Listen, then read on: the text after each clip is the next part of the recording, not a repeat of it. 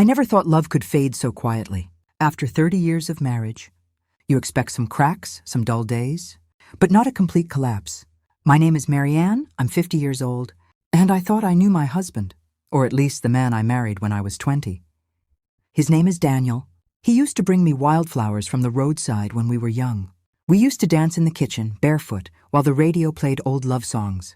But lately, the house had grown silent. Dinner conversations turned into one-word exchanges. He started coming home later, saying work was overwhelming. And when he did come home, his phone never left his hand. I'd try to talk, to remind him of who we were, but he'd just nod absently. One night, while folding laundry, I found a hotel receipt in his jeans pocket. A weekend stay at a luxury resort, not the kind of place Daniel ever went for business. My heart sank. I didn't say anything that night. I wanted to believe it was a mistake. But deep down, I already knew the truth. A week later, he sat me down at the dining table, the same table where we'd shared birthdays, holidays, and thousands of small moments. His tone was cold, rehearsed. "Marianne," he said, "I think we should separate. I need something different." I stared at him, searching for a flicker of the man I loved. "Different?" I asked softly. He sighed. "You've changed.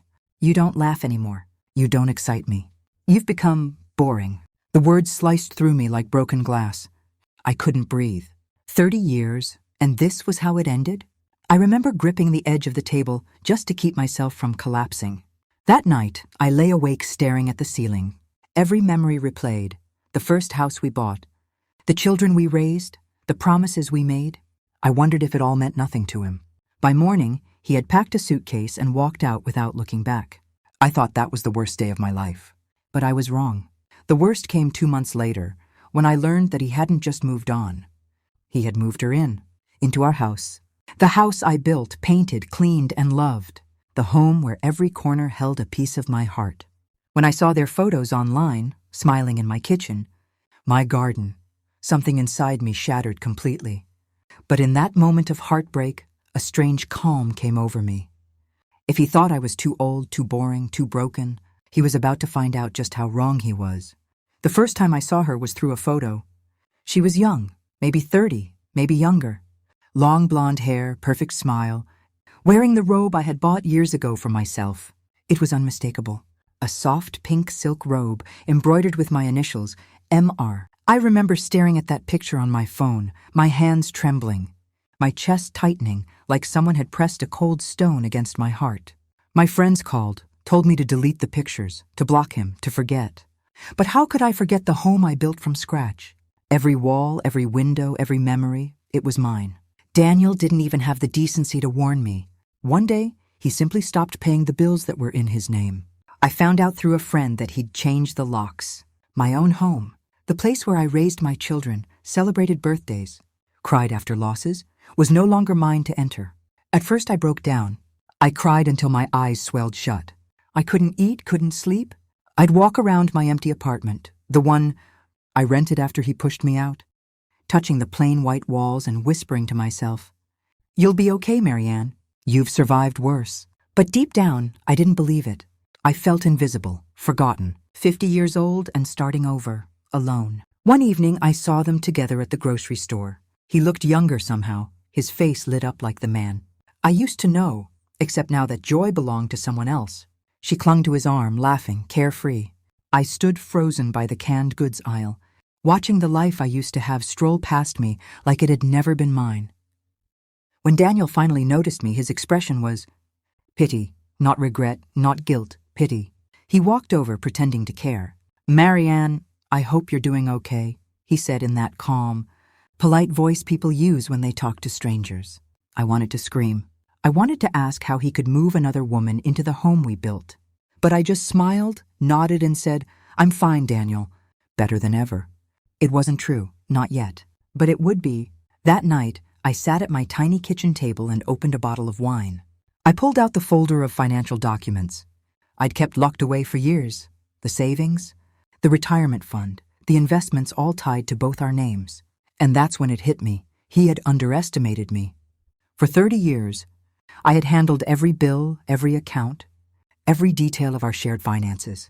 He thought I was just the wife who cooked and cleaned, but I knew every number, every signature, every loophole. So while he played house with his new wife, I started planning, quietly, patiently, because he had taken my home, my peace, and my pride. But I was about to take something much bigger in return. The plan didn't come from anger, it came from survival.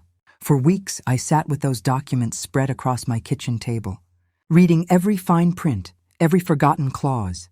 Daniel never cared about the details. He just signed wherever I told him to. That was his first mistake. I discovered something he had overlooked. Years ago, we had refinanced the house, and the property was still listed under both our names. He might have changed the locks, but legally, I still owned half of everything. The land, the structure, even the furniture we'd bought together, it was still part mine. When that realization hit me, a strange calm washed over me. I wasn't powerless. He had the house, but I still had the control. The next morning, I met with a lawyer, a quiet woman named Lisa with sharp eyes and a voice that carried authority. I told her everything, the affair, the humiliation, the house. She listened, nodded once, and said, "We'll make sure he regrets underestimating you." It was the first time in months I felt hope. While the legal process began, I focused on myself. I signed up for art classes, started jogging at sunrise, and reconnected with old friends. At first, it felt awkward. I'd been Daniel's wife for so long that I didn't know who Marianne really was without him. But little by little, I started to rediscover her, the woman who used to laugh at her own bad jokes, the woman who dreamed of painting sunsets and writing poetry. But the world doesn't stop spinning just because your heart is broken. One evening, my daughter called me, her voice uneasy. "Mom," she said, "Dad and his new wife are throwing a dinner party. They invited me." My chest tightened. "And? I think you should know. They're saying the house is theirs now. Completely." I smiled softly even though my heart ached. "That's fine, sweetheart. Let them enjoy it while they can." 2 weeks later, I received the final documents from my lawyer. My portion of the property was legally evaluated, and my rights were officially recognized. When the settlement came, it was enough to cash out a large amount, a quiet fortune, really. I didn't confront Daniel. I didn't scream or demand an apology. I simply signed the papers, took the money, and disappeared. The day the funds hit my account, I stood by the window of my tiny apartment, watching the sunset. For the first time in months, I felt light, not because I had won, but because I was finally free. That same night, Daniel called me. His tone was casual, almost smug. "I heard you finalized everything," he said. "Good. I hope there's no hard feelings." I smiled to myself. "No hard feelings, Daniel. I wish you both the best." He chuckled, unaware of the storm beneath my calm. "Glad to hear that. Take care, Marianne." "Oh, I will," I whispered after hanging up. "Better than you think." Because what he didn't know yet was that I hadn't just cashed out, I had made a plan for something far more powerful. He had taken my home. I was about to take my life back. Freedom sounds beautiful until it's silent. When you first walk away from a life you've known for decades, the quiet feels heavy, like a weight pressing down on your chest. The mornings used to start with the sound of Daniel's coffee brewing, the low hum of his radio. Now it was just the clock ticking on my apartment wall. But that silence became my teacher. It forced me to listen, not to the world, but to myself. I began every day with a small ritual: open the curtains, breathe deeply, and whisper, "You're still here, Marianne. You're still standing." I used part of the settlement to buy a small art studio in town. It wasn't much, peeling paint, uneven floors, but it was mine. I painted every wall white and filled the room with light. Then, slowly, I began to paint again. At first, just colors and shapes, then faces, then stories. Every brush stroke carried a piece of me that had been buried under years of compromise. People started noticing. A neighbor asked to buy one of my paintings. Then a local cafe wanted to hang 2 on their wall. Within months, I was hosting small art nights, laughter, wine, music filling the same air that used to hold only grief. That's when I met him, David. He came to one of my art nights, quiet but observant. A widower in his late 50s with kind eyes and a gentle smile. He didn't flirt, didn't pretend to understand everything I'd been through. He just listened. When I spoke about rebuilding my life, he said softly, "You're doing more than rebuilding. You're reinventing." For the first time in years, I felt seen. Not as someone's wife or someone's mistake, but as me. But healing isn't a straight line. One evening, while cleaning my studio, I stumbled upon an old box labeled Home Memories. Inside were photos, Daniel holding our baby daughter. Our first Christmas, the day we moved into that house. For a moment, I felt the old ache rise again. Then I looked at the photo closely. Behind our smiling faces, behind all that love, there was something else, exhaustion. I realized I had been the one holding that home together. I'd been the glue, the caretaker, the peacekeeper. And while Daniel left chasing excitement, I had found something far more powerful, peace. A week later, I got a message from an old friend who still lived near our former neighborhood. She said, "Have you seen the news? Something's going on with your old house." Curious, I looked it up. The house, our house, and had been listed for sale. Apparently, Daniel's new wife wanted to move to another city. They couldn't afford the maintenance or the taxes. I couldn't help it. I laughed. Not out of spite, but disbelief. The house he stole from me had become too heavy for him to carry. That night, I poured myself a glass of wine, looked around my small but cozy apartment, and whispered, "You did it, Marianne. You walked through fire and came out whole." But what I didn't know then was that life wasn't done testing me yet, because Daniel was about to come back. When I saw Daniel's name flash on my phone screen after all those months, my first instinct was to ignore it. I stared at it, heart thudding in my chest, the way it does when you're caught between curiosity and dread. I hadn't heard his voice since that last call, the one where he sounded smug, sure of himself, sure of her. I let the phone ring out. Then it rang again, and again. Finally, I sighed and answered, trying to sound casual. "Hello? Marianne," his voice came through. A little hoarse, not as confident as I remembered. "I know this is unexpected, but I need to see you." I froze. Why now? What could we possibly have to talk about, Daniel? There was a long pause. Then quietly, "Please, just dinner. One conversation." Against my better judgment, I agreed. Not out of love, not out of nostalgia, but closure. That word had haunted me for months. Maybe this was my chance to finally understand why. We met at a quiet restaurant downtown. I arrived early, heart steady, determined to stay composed. When he walked in, I barely recognized him. The confident man who left me for someone younger looked tired, thinner, and older than his age. His eyes had lost that arrogant sparkle. He smiled awkwardly. "You look good, Marianne." "Really good." "Thank you," I replied calmly. "You wanted to talk?" He hesitated, glancing down at his glass. "It's over." With her, she left. I stared at him, waiting for the emotion to hit. Anger. Pity, satisfaction. But there was nothing. Just silence. He continued. "She said I was too controlling, too distant." "Can you believe that?" He gave a hollow laugh. "I guess I got what I deserved." I sipped my water and said quietly, "Yes, you did." That shut him up. For a long moment, he just stared at me, maybe realizing that the woman sitting across from him wasn't the same one he had left behind. "I sold the house," he said finally. "It didn't feel like home anymore." I smiled faintly. "Because it never was yours alone, Daniel. It never was." He sighed, rubbing his temples. "I made a mistake. I thought I wanted excitement, something new. But all I did was destroy the best thing I ever had." There it was, the apology I'd once prayed for. But now that I heard it, it meant nothing. I wasn't the woman waiting for him to realize my worth anymore. I had already found it on my own. "I hope you learn from it," I said gently. "Not for me, but for yourself." He reached out across the table, his eyes searching mine. "Do you think we could ever—" I stopped him with a small, firm shake of my head. "No, Daniel. Some doors, once closed, are meant to stay closed." The words surprised even me, not from anger, but from peace. I stood, left a few bills on the table, and walked out without looking back. Outside, the night air felt cool against my skin. I looked up at the sky, stars scattered like tiny promises of new beginnings. For the first time in years, I didn't feel abandoned. I felt free. But fate wasn't done weaving my story. Because soon after, an unexpected letter arrived in my mailbox, one that would change everything again. It arrived on a Tuesday morning, tucked among bills and junk mail. The envelope was cream-colored, with no return address. My name, Marianne Roberts, written neatly across the front in handwriting I didn't recognize. For a moment, I almost tossed it aside, but something about the careful script made me pause. My fingers hesitated before sliding under the flap. Inside was a single sheet of paper, folded twice, with a faint scent of lavender. I unfolded it slowly. "Mrs. Roberts, I'm sorry to reach out this way, but there's something I think you should know about Daniel. It concerns the house and the truth behind what happened after you left. Please meet me. Wednesday, 3 p.m. at Café Linden. It's important. Claire. I froze. Claire, that was her name. The woman he left me for. His new wife, or rather, former new wife. My mind raced. What could she possibly want? Was this some cruel joke?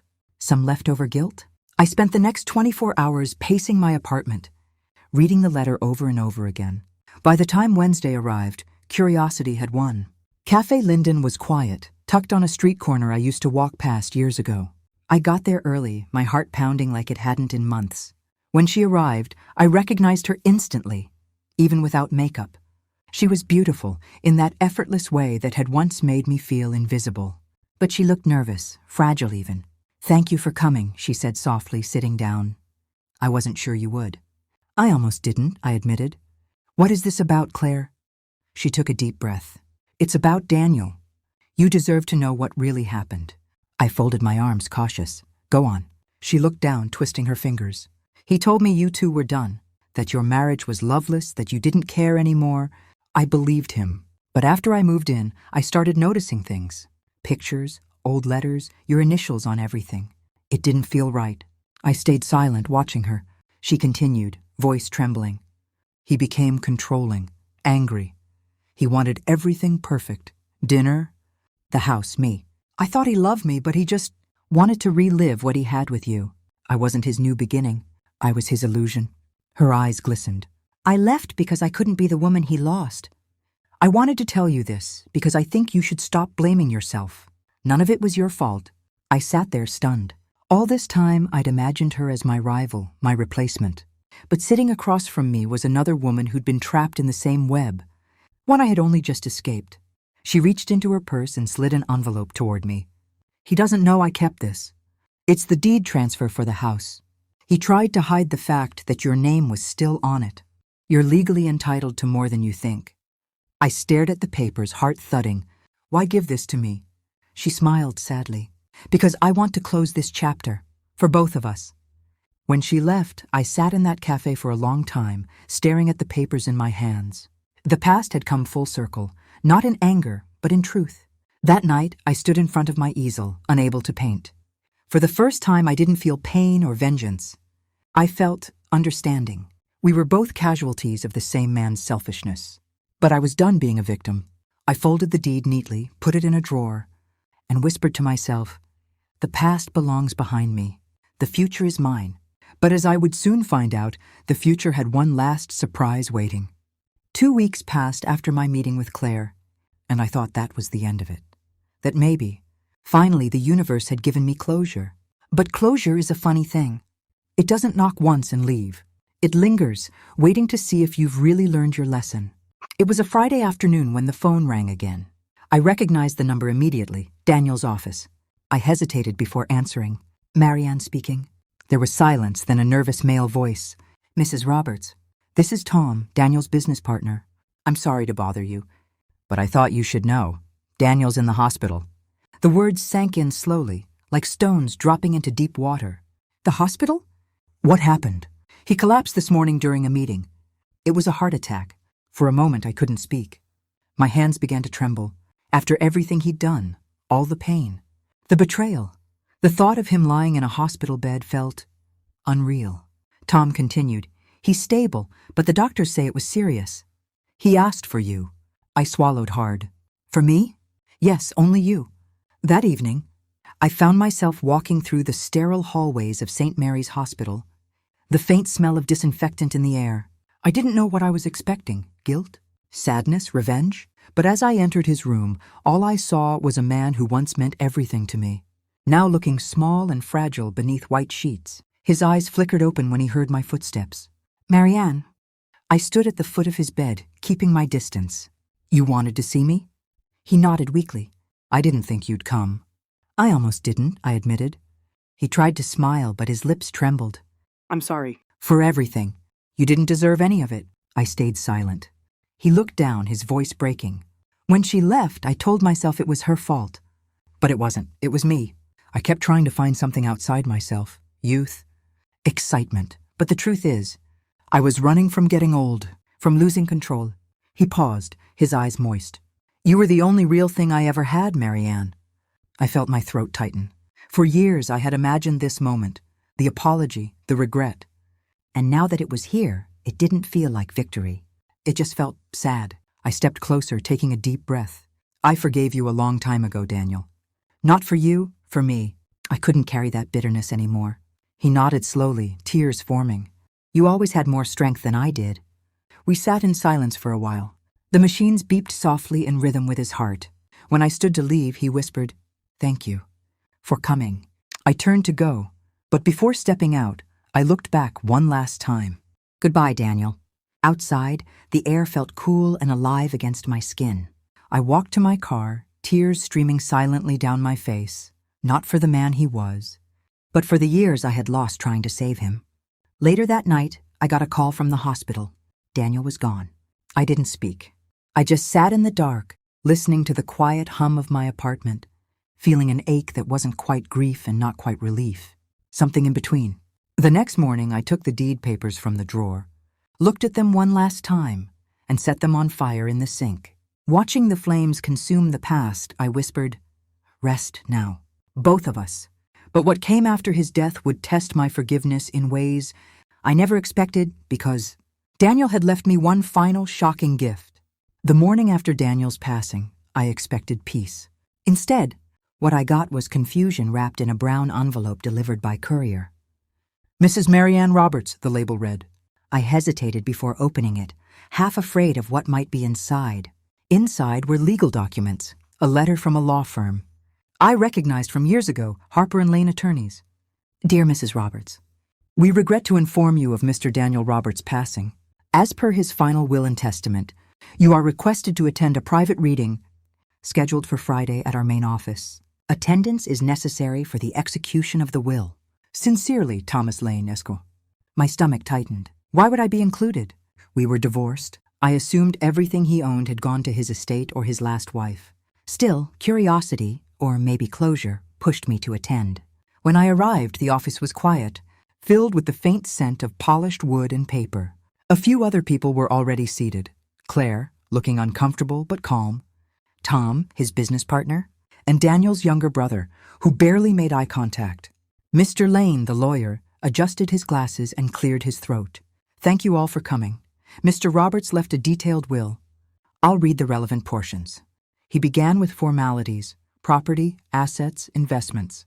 My name didn't come up until near the end. I had started to drift off, assuming I'd only been invited as courtesy, when Mr. Lane's next words snapped me back to attention. "And to my former wife, Marianne Roberts," he read, "I leave the contents of my personal safe, located in the basement of our first home together. Inside is something I should have given her long ago, my final truth." I froze. Claire looked over at me wide-eyed. The lawyer continued, "Mrs. Roberts, the combination to the safe is written here." He handed me a sealed note. "Legally, it's yours to access." My heart pounded as I took it. Claire reached over, touching my hand lightly. "Do you want me to come with you?" I shook my head. "No, this is something I need to do alone." That evening, as the sun dipped below the horizon, I drove back to the house, our house. It was empty now, silent, the "for sale" sign swaying slightly in the breeze. Walking through that front door felt surreal. Every room echoed with memories, laughter, arguments, birthdays, the sound of Daniel's voice calling my name. In the basement, dust floated through the light streaming from a small window. Against the far wall stood the safe, heavy, cold, untouched for years. I unfolded the paper and entered the numbers with trembling hands. Click. The door creaked open. Inside was a stack of old photos, a thick envelope, and a small wooden box. I sat down on the concrete floor, heart pounding as I opened the envelope first. Inside were handwritten letters, dated through the years of our marriage. Letters Daniel had written, but never sent. The first one began, "Marianne, if you're reading this someday, it means I've failed you more deeply than I can say. You gave me everything, and I kept chasing ghosts of myself. I was never leaving you because of you. I was running from the man I saw in the mirror." I kept reading, each letter peeling away another layer of the man I thought I knew. His regrets, his fears, his shame about aging, losing success, losing love. By the time I opened the wooden box, tears had blurred my vision. Inside was my old wedding ring, the one I had left behind the day I moved out, and a small note beneath it. For what it's worth, this was never meant to end in hate. I hope someday you'll remember me kindly. For the first time in years, I cried, not the bitter tears of betrayal, but the soft, quiet kind that come when the past finally lets go of you. That night, I left the ring on the empty kitchen counter, walked outside and locked the door behind me for the last time.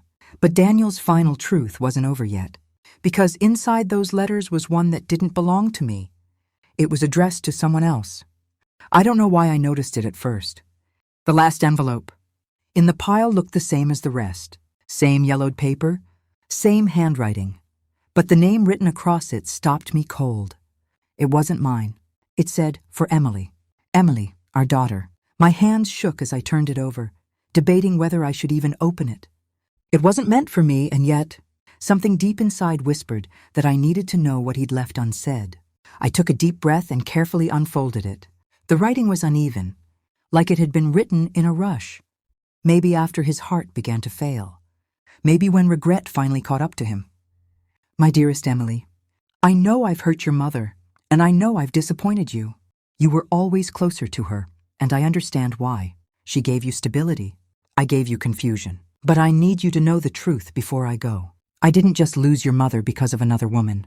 I lost her because I was afraid of aging, of failure, of being forgotten. The day I walked out, I wasn't chasing love. I was running from my own reflection. I wanted to call you so many times, but I didn't know what to say. I didn't think I deserved to be forgiven. I still don't. If you can, take care of your mother the way I should have. She's stronger than she knows. But even strong people need to be reminded they're loved. And tell her, I never stopped loving her, not once. Dad? When I finished reading, I couldn't breathe. For a long time, I sat there in that cold basement, the paper trembling in my hands. The anger I'd carried for so long began to melt. Slowly, painfully, leaving only sorrow. He had been a coward, yes. He had broken our family, shattered my heart, and thrown away everything good we had. But in his last days, maybe he had finally faced what he had spent a lifetime avoiding. Himself. I placed the letter back in the envelope and drove straight to Emily's house. She opened the door, surprised. "Mom, it's late. What's wrong?" I smiled weakly and held up the letter. "It's from your father." She frowned, confused, but took it and began to read. As her eyes moved down the page, her lips quivered, and tears began to fall silently.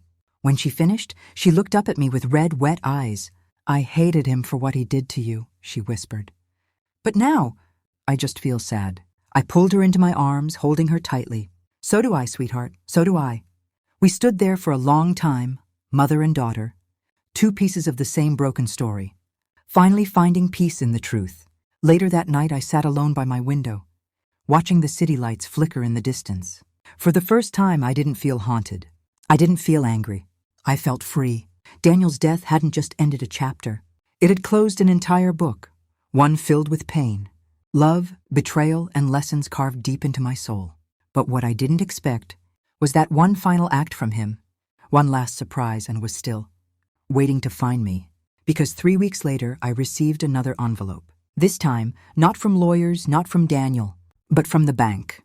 And what was inside would change everything. I thought I knew about how my story was meant to end. 3 weeks after the funeral, life had finally begun to settle into a quiet rhythm again. I had stopped expecting surprises. After all, Daniel was gone, and with him, every remnant of the chaos he'd once brought into my life. So when the white envelope arrived in my mailbox, I didn't think much of it. It was from the bank. I assumed it was a final statement, maybe about his estate. I placed it on the kitchen counter and went about my morning. Coffee, soft music, sunlight filtering through the curtains. But something about it tugged at me. Finally, I sat down and opened it. At first, I didn't understand what I was seeing. A document titled, "Transfer of Ownership." And then my heart stopped. It was for our house. The very house Daniel had forced me out of when he moved his new wife in. The home I'd built, decorated, and loved for over 20 years. It was back in my name. Alongside the document was a short note, handwritten, familiar in its slanted script. "Marianne, if you're reading this, it means I didn't get the chance to say it in person. I know giving you back a house doesn't make up for the pain I caused. but it's the only way I know to give you back something that was always yours. I bought it back from her a few months ago. She didn't want it, said it was haunted by memories. She was right. I hope you find peace there again. Maybe not as the place we lived, but as a reminder that you survived everything that tried to break you. I know you probably won't forgive me, but I hope you can at least live free from the weight of what I did. Danielle. I covered my mouth as the tears came. For years I'd associated that house with pain, with the moment I lost, everything I thought defined me. But now, in some strange twist of fate, it had become a symbol of my resilience. He had finally done one right thing. 2 days later, I went back to that house. The lawn was overgrown, the paint faded, the windows dusty. But as I turned the key in the lock and stepped inside, I didn't feel anger. I didn't even feel sadness. I felt peace. Every corner whispered memories, laughter in the kitchen, quiet dinners by the fireplace, Emily's first steps in the hallway. It wasn't haunted. It was alive with moments that time could never erase. I spent weeks renovating it, not to bring the past back, but to create something new. The walls became lighter, the rooms brighter, the air freer. And when it was done, I invited Emily over. She walked in wide-eyed. "Mom, this looks incredible. It's like a whole new place." I smiled. It is, just like me. That evening, we sat on the porch as the sun dipped below the trees. I realized then that my story wasn't about betrayal or revenge. It was about rediscovery, about finding strength in pain, about learning that love doesn't always mean holding on. Sometimes it means letting go. As night fell, I whispered softly, more to myself than anyone else, "I forgive you, Daniel. Not because he deserved it, but because I did." And with that, I finally felt free. Free to love again. Free to dream, free to live without bitterness shadowing every step. When I uploaded my story online later, I ended it with the same words I'll end it with now. If you've ever been broken, betrayed or left behind, and remember, your worth isn't defined by who hurt you. It's defined by how you rise after the fall. This was my story, not of loss, but of survival. If it touched your heart, don't forget to subscribe to Granny Tales, where real stories find their voice.